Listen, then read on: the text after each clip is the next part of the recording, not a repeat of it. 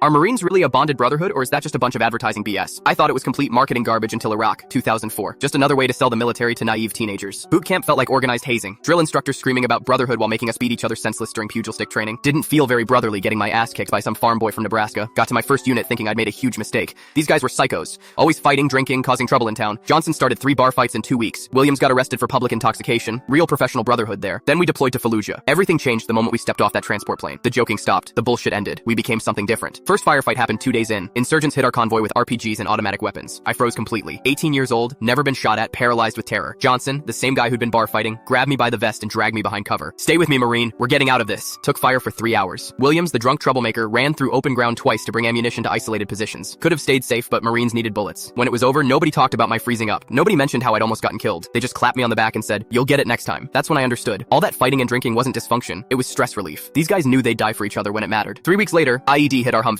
I was thrown clear, but Johnson was trapped inside with a broken leg. Vehicle was on fire, ammunition starting to cook off. Didn't think, just ran toward the flames. Williams was already there, pulling at twisted metal with his bare hands. We got Johnson out 30 seconds before the fuel tank exploded. Johnson spent 2 months in Germany recovering. We rotated visiting him every day, brought him books, junk food, stupid jokes, never left him alone. When he came back, we threw the biggest party I'd ever seen. Entire platoon chipped in for a welcome home barbecue. Johnson cried like a baby. Toughest guy I knew, reduced to tears because his brothers hadn't forgotten him. The real test came 6 months later. Williams stepped on a pressure plate IED, lost both legs instantly. Medic said he wouldn't make it to the helicopter, but Williams was conscious, asking about the rest of us. Did anyone else get hurt? Is my squad okay? Bleeding out, worried about everyone but himself. Johnson, still walking with a cane, refused to leave the landing zone until Williams was airborne. "I'm not leaving my brother." Williams survived, wheelchair bound but alive. Marines flew him back to the States, set up a fund for his family, made sure he got the best care available. I visited him at Walter Reed 6 months later, expected to find him bitter, angry at the core for what happened. Instead, he was training for wheelchair racing, planning to compete in the Paralympics. "This brotherhood thing isn't just words," he said. "These guys saved my life, not just from the IED, but from giving up after it happened." That's when I realized what we'd become. Not just coworkers or teammates, something deeper. We'd shared experiences that changed us permanently. 15 years later, I still get Christmas cards from guys I served with. Johnson runs a construction company in Tennessee. Williams coaches Paralympic athletes. We have a group chat that's active every single day. When my dad died last year, 5 Marines flew across the country for the funeral. Hadn't seen some of them in a decade, but they showed up in dress blues to honor my family. The brotherhood isn't about the uniform or the eagle, globe, and anchor. It's about the moment you realize someone would die for you, and you do the same for them. You can't fake that bond, can't manufacture it with advertising. It's forged in shared hardship, mutual sacrifice, and absolute trust. So yeah, the brotherhood is real, just not in the way the recruiters describe it. It's messier, more complicated, and infinitely stronger than any marketing campaign could capture.